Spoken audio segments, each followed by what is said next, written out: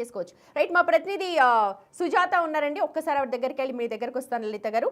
Right Sujatha, ఒకసారి మీ experiences చెప్పండి. మీరు కూడా లాంగ్ ట్రావెల్ చేస్తూ ఉంటారు, క్రైమ్ రిపోర్టింగ్ చేస్తూ ఉంటారు.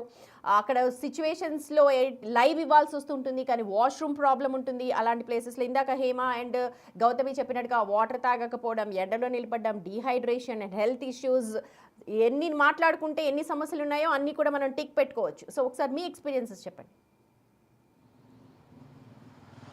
Sumathi, first of all big టీవీకి థ్యాంక్స్ చెప్పాలనుకుంటున్నా. ఎందుకంటే రోజు ఎన్నో వార్తలు కవర్ చేస్తాము, కానీ ఈరోజు మహిళలకి సంబంధించి ముఖ్యంగా ఎదుర్కొంటున్నటువంటి టాయిలెట్స్ ప్రాబ్లం గురించి ఈ టాపిక్ని తీసుకురావడం చాలా సంతోషంగా ఉంది. ఫస్ట్ ఆఫ్ ఆల్ నా ఎక్స్పీరియన్స్ చెప్తున్నాను. నేను ఉదయం 5 గంటలకి ఇంటి నుంచి బయలుదేరితే మినిమం 8 గంటలు ఫీల్డ్ మీద వర్క్ చేస్తే అటు వాటర్ తాగితే టాయిలెట్స్ లేవు అన్నటువంటి ప్రాబ్లంతో వాటర్ తాగక గైనిక్ సమస్యలు చాలా అంటే చాలా వస్తున్నాయి. ఇలా నాలాంటి మహిళలు ఎన్నో సమస్యలు ఎదుర్కొంటున్నటువంటి వాళ్ళు ఉన్నారు. ఒకప్పుడు టాయిలెట్స్కి అంటే పెద్దగా ప్రాబ్లం ఉండకపోవచ్చు, ఎందుకంటే మహిళలు 4 గోడల మధ్య ఉండేవాళ్ళు. కానీ ఇప్పుడు పోలీస్ ఫీల్డ్ నుంచి ప్రతి ఒక్క ఫీల్డ్లో మహిళలే రోడ్డు మీద 24 గంటలు జీహెచ్ఎంసీలో పనిచేసే వాళ్ళు మహిళలు, పోలీస్ డిపార్ట్మెంట్లో పనిచేసే వాళ్ళు మహిళలు, బయట వేరే ఊర్ల నుంచి చిన్న చిన్న గ్రామాల నుంచి హైదరాబాద్కి వచ్చి రోడ్డు మీద చిన్న చిన్న కూరగాయలు ఇవన్నీ పెట్టుకునే వాళ్ళు కూడా మహిళలు. టాయిలెట్స్కి ఎక్కడికి వెళ్ళాలి అంటే ఈరోజు నేను ప్రభుత్వాన్ని ప్రశ్నించడం లేదు, అడుగుతున్నాను. అంటే చాలాసార్లు సీఎం రేవంత్ రెడ్డి చెప్పాడు చాలా వేదికల మీద, ఎలాంటి సమస్య ఉన్నా సరే నా దృష్టికి తీసుకురండి అని చెప్పేసి. సీఎం రేవంత్ రెడ్డి సార్ అనే కన్నా కూడా సీఎం రేవంత్ రెడ్డి అన్న అంటేనే చాలా దగ్గర వ్యక్తిగా మన కుటుంబంలో సభ్యుడిగా అనిపిస్తాడు. కాబట్టి ఈరోజు డైరెక్ట్గా సీఎం రేవంత్ రెడ్డి అన్నకి ఒక్కటి అడుగుతున్నాను. నాకున్నటువంటి సమస్య కాదు, ఉదయం లేస్తే సాయంత్రం వరకు బందోబస్తు లేకపోతే ధర్నాలు రాస్తారోకలు అని చెప్పి ఫీల్డ్ మీద మహిళా ఆఫీసర్లు ఎంతమంది పోలీస్ డిపార్ట్మెంట్ ఉంటారంటే అంతే మంది మహిళా జర్నలిస్టులు ఉన్నారు, చిన్న చిన్న వ్యాపారులు చేసి మహిళలు ఉన్నారు. వాళ్ళ కోసం ఒక్కసారి ఆలోచించండి అన్న. GHMC Hyderabad commissioner Karnan sir కూడా వేడుకుంటున్నాను. ఒకసారి ఇక్కడ నేను చూపిస్తున్నాను. అంటే ఒక మహిళా టాయిలెట్స్కి ఒక మహిళ కనిపిస్తుంది, ఎంత చక్కగా అంటే ఇక్కడ మహిళ సగం కనిపిస్తున్నటువంటి రూపం మనకి బిగ్ టీవీ స్క్రీన్ మీద కనిపిస్తున్నాము. ఇక్కడ టాయిలెట్స్ అంటే మహిళలకి సంబంధించినటువంటి టాయిలెట్స్ అని ఎంత చక్కగా మహిళని ఒక పెయింట్ రూపంలో వేశారు అని అంటే ఇంతే ప్రయారిటీ మహిళలకి వాష్రూమ్స్ లో కల్పించాలి అని చెప్పి డిమాండ్ బట్ ఒక్కసారి సుమతి ఎగ్జాక్ట్లీ సుమతి నేను చెప్తున్నాను, ఇది జిహెచ్ఎంసీ రన్ చేసేటువంటి టాయిలెట్స్. ఒక్కసారి పబ్లిక్ వాష్రూమ్స్ ఫ్రీ అని మనకు కనిపిస్తుంది. ఇదాక కొంతమంది మన కొలీగ్స్ చెప్పారు ఇది పెయిడ్ టాయిలెట్స్ ఈ విధంగా ఉంటాయని చెప్పేసి. ఇది ఫ్రీ టాయిలెట్స్ అంటే ఫ్రీగా రన్ చేసే క్యాపబిలిటీ ప్రభుత్వానికి లేదా? ఇది ఇప్పుడు అడుగుతున్నటువంటి ప్రశ్న ఒక్కటే. Free toilets public washrooms open 7 AM to 9 PM అన్నారు, ఉచిత పబ్లిక్ వాష్రూమ్ అని తెలుగులో రాశారు. కానీ ఇక్కడ చూస్తే లాక్ చేసి ఉంది. అంటే ఇప్పుడు టైం ఎంత అయింది ఎగ్జాక్ట్గా టైం చూస్తే కనీసం 2 అలా అవుతుంది. అంటే కానీ ఇక్కడ వాష్రూమ్స్ వచ్చేసరికి ఆ టైమింగ్స్లోనే నేను ఇక్కడ ఉన్నాను కదా, లాక్ చేసి ఉంది. అంటే వాష్రూమ్స్కి వెళ్ళేటువంటి ఫెసిలిటీ కూడా హైదరాబాద్లో లేదని అంటే ఎక్కడెక్కడ నుంచో మహిళలు వచ్చి చిన్న చిన్న వ్యాపారాలు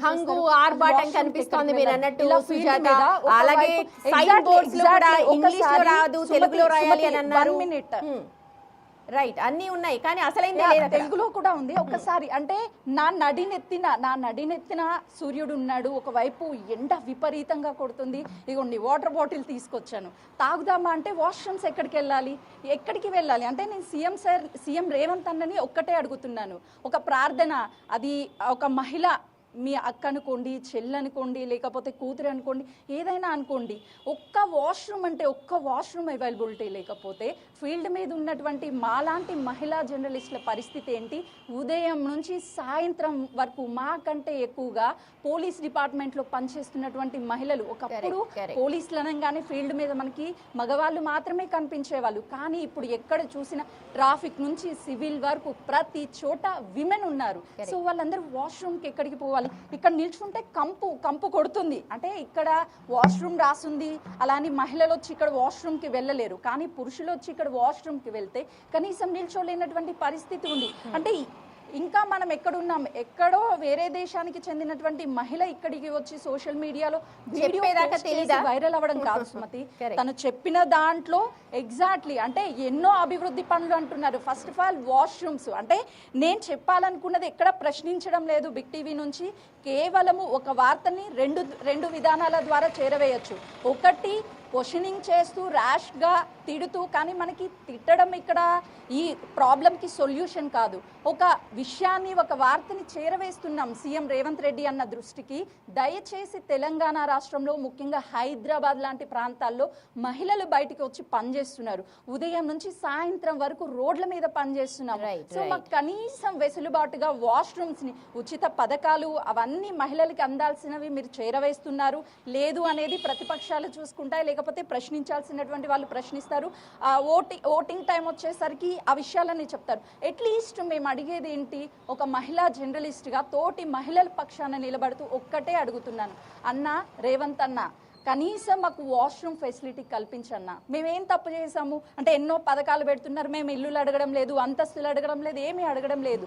ఉదయం లేస్తే మహిళలు ఎక్కడో భువనగిరి లేదంటే యాదాద్రి అక్కడి నుంచి హైదరాబాద్కి వచ్చి ఇలా రోడ్ల మీద కూర్చొని చిన్న చిన్న వ్యాపారాలు చేసుకుంటారు.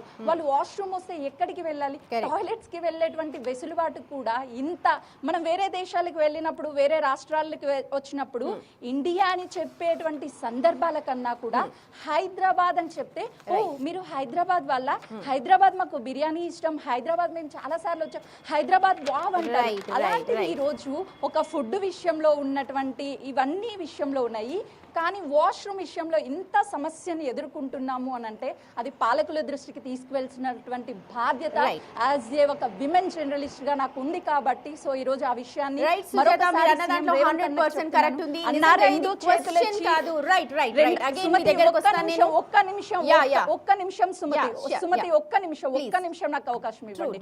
రెండు చేతులెత్తి సీఎం రేవంత్ అన్నకి, హైదరాబాద్ కమిషనర్ కర్ణన్ సార్ కి రిక్వెస్ట్ చేస్తున్నాను, ఎక్కడైతే ఈ పబ్లిక్ టాయిలెట్స్ అవసరం ఉంటాయో మహిళల కోసం కొంత చొరవ తీసుకొని పబ్లిక్ టాయిలెట్స్ని ఏర్పాటు చేయండి అని చెప్పేసి యాజ్ ఏ ఒక విమెన్ జర్నలిస్ట్గా మహిళల కోసం నేను అడుగుతున్నాను సుమతి. దయచేసి ఈ వీడియో అంతా అట్లీస్ట్ సోషల్ మీడియా యాక్టివ్గా ఉంది కాబట్టి సీఎం రేవంత్ రెడ్డి అన్న దృష్టికి, కమిషనర్ కర్ణన్ దృష్టికి తీసుకువెళ్ళాలి. కనీసం ప్రతి ఒక్కరు షేర్ చేయాలి. ఈ సమస్యను మనమే సాల్వ్ చేయాల్సినటువంటి బాధ్యత యాజ్ ఏ విమెన్ యాంకర్గా, యాజ్ ఏ విమెన్ జర్నలిస్ట్గా మన పైన బాధ్యత ఉంది సుమతి. రైట్ సుజాత, నిజంగా అప్రిషియేట్ చేస్తాను. ఎందుకంటే ఇది కేవలం ఒక సుజాతనో, ఒక హేమనో, గౌతమియో, సుమతియో, లేకపోతే లలిత గారి ప్రాబ్లం కాదు. ఇది యావత్ ప్రపంచం ప్రాబ్లం, భారతదేశంలో ముఖ్యంగా. ఎందుకంటే ఎక్కడో ఇజ్రాయెల్ నుంచి టూరిజం కోసం వచ్చిన ఒక మహిళ, ఇక్కడ వాష్రూమ్స్ లేవు, గంటల తరబడి ఇక్కడ టూరిజంకి వెళ్తూ ఉన్నాము, షాపింగ్ చేస్తూ ఉన్నాము, ఎకానమీ బిల్డప్ చేస్తూ ఉన్నాము, కానీ మా ప్రాథమిక హక్కు వాష్రూమ్, మేము ఎక్కడికి వెళ్ళాలి? ఇక్కడ వాష్రూమ్స్ ఏర్పాటు చేయండి అన్నారు. పెయిడా అన్పెయిడా డబ్బులు ఇచ్చి అసలంటూ ఏర్పాటు చేయండి, వాడుకోవడానికి అనువుగా ఉంచండి. దాని మీదనే ప్రస్తుతం మాట్లాడుతూ ఉన్నాము. ఇక్కడ ప్రశ్నించడం కాదు, సమస్య ఉంది, దాన్ని పాలకుల దృష్టికి తీసుకువెళ్ళాలి. పార్లమెంట్లో 33% రిజర్వేషన్ కల్పించడం తర్వాత, ఆ బిల్లు పాస్ చేయడం తర్వాత, కానీ ప్రాథమికంగా ఇక్కడ జరగాల్సిన విషయాలు, గ్రౌండ్ లెవెల్లో జరగాల్సిన విషయాలు చాలా ఉన్నాయి.